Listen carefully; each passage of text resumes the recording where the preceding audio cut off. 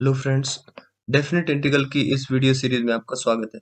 देखिए definite integral किस तरह से करेंगे। एक इंटीग्रेशन साइन बना होगा और इधर लिखा होगा इंटीग्रेशन लोअर लिमिट a, ये अपर लिमिट है, अपर लिमिट b,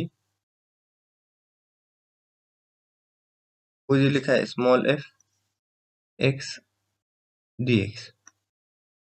तो इसका इंटीग्रेशन हो रहा है, इसका इंटीग्रेशन है this is equal to,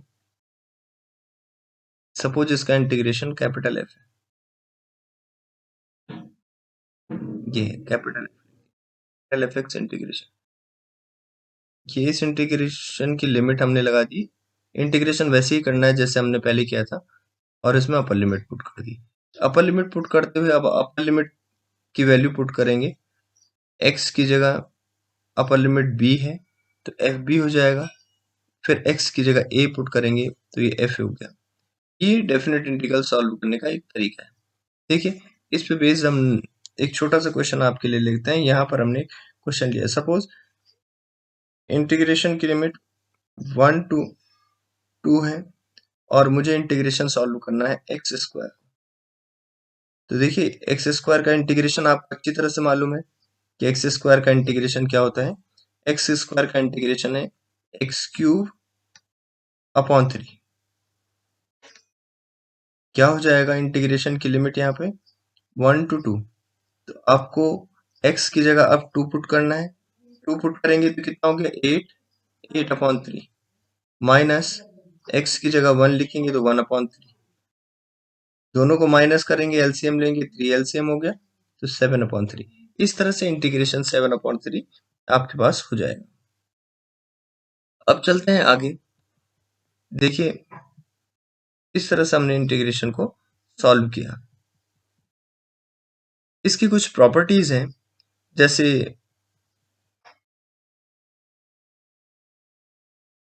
definite integral की कुछ प्रॉपर्टीज हैं, वो प्रॉपर्टीज मैं आपके सामने डिस्कस कर रहा हूँ, है ना। इस तरह की प्रॉब्लम्स आप सॉल्व कर देंगे। जैसे यहाँ पे और भी प्रॉब्लम आपके पास दे रखी है तो आप आसानी से इन्हें सॉल्व कर लेंगे। अब हम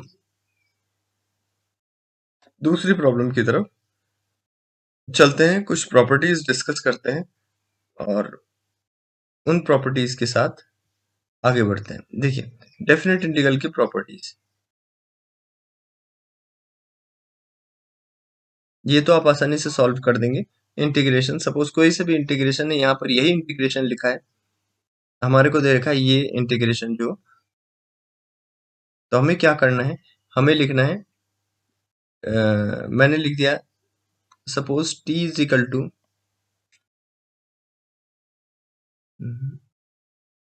suppose t is equal to, हमने लिख दिया x to the power 5 plus 1। देखिए डिफरेंशिएट कीजिए t का, क्या हो जाएगा t का डिफरेंशिएशन, ये हो जाएगा dt और इधर क्या आ जाएगा x to 5 x to the power 4।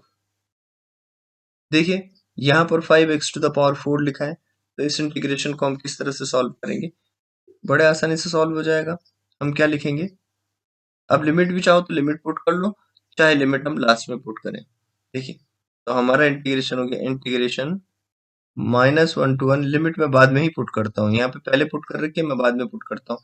क्या होगा 5x to the power 4 dx की जगह, यहाँ dx भी लिखा जाएगा, dx की जगह dt हो गया, हमने लिख दिया dt और इसकी जगह हो गया √t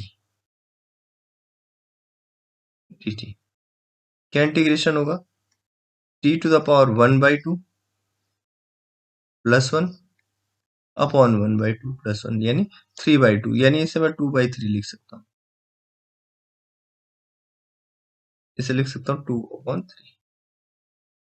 अब देखिए यहाँ पे लिखते हैं हम इसे, t की वैल्यू पुट कीजिए, t की वैल्यू क्या है, t is x to the power 5 plus 1 upon 3 और इसे हमने इंटू 2। लिमिट इज, यहाँ रख रहे हैं लिमिट -1 to 1, लिमिट पुट कीजिए। अच्छा, पावर भी इसकी t की जगह रखी तो इसकी पावर भी 3/2 है,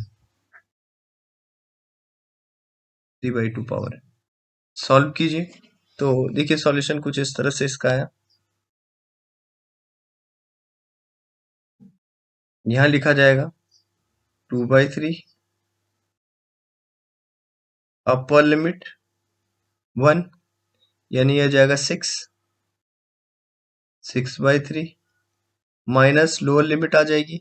लोअर लिमिट कितनी होगी? -1 लोअर लिमिट है, तो अंदर -1 हो जाएगा, -1 जीरो हो जाएगा, तो 0। और यहाँ पर जो वैल्यू है इसकी जो होल पावर है इस टर्म की कितनी पावर है? 2/3।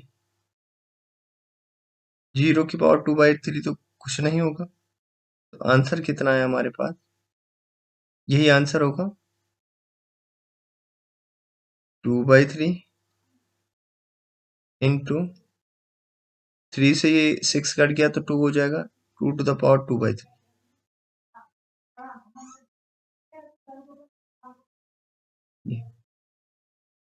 3 2 to the power 2/3,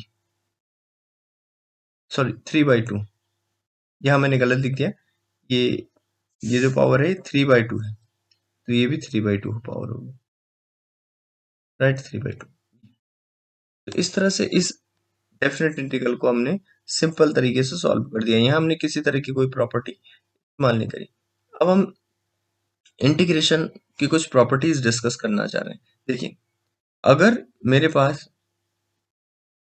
पास पहली प्रॉपर्टी जो है, यहाँ जो लिखा है P0, तो इस प्रॉपर्टी के बारे में हम डिस्कस करना चाह रहे हैं हमसे।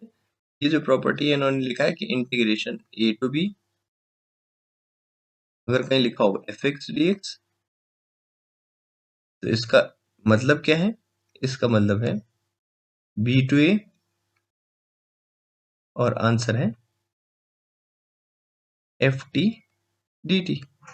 अब आप कहेंगे क्या आंसर है भैया ft dt, इसका क्या मतलब है? तो इसके मतलब के बारे में हम डिस्कस कर रहे हैं। इसका सपोज हमने लिखा है कि इंटीग्रेशन ऑफ 1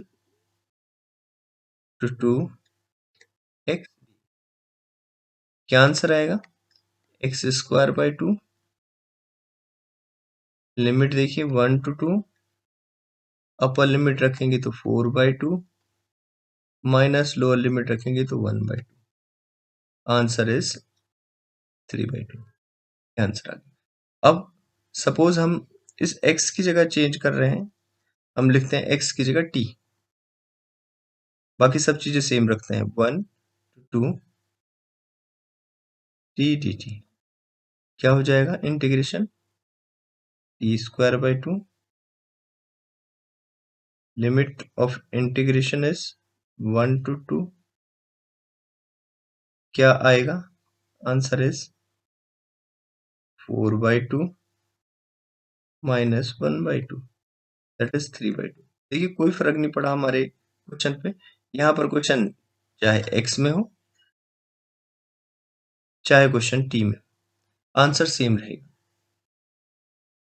इसी तरह से इस इंटीग्रेशन की दूसरी प्रॉपर्टी की तरफ हम डिस्कस करते हैं। दूसरी प्रॉपर्टी हमारी, देखिए दूसरी प्रॉपर्टी जो लिखी है यहाँ पे वही हम डिस्कस कर देते हैं। दूसरी प्रॉपर्टी हमारी ये है, लोअर लिमिट a है, अपर लिमिट b है, integration a to b fx dx is minus, limit change कर दिया आपस में। अगर हम लिमिट चेंज कर देंगे तो क्या होगा? लिमिट चेंज करेंगे तो माइनस साइन हमें पुट करना पड़ेगा। लेकिन यहाँ पर एक वर्ड लिखा है कि अगर दोनों लिमिट सेम हो तो किसी भी इंटीग्रेशन की वैल्यू हमेशा 0 होगी।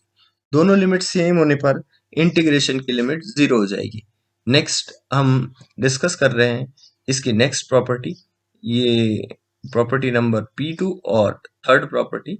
तो P2 प्रॉपर्टी डिस्कस कर रहे हैं, यहाँ पर हम उस प्रॉपर्टी को लिखते हैं।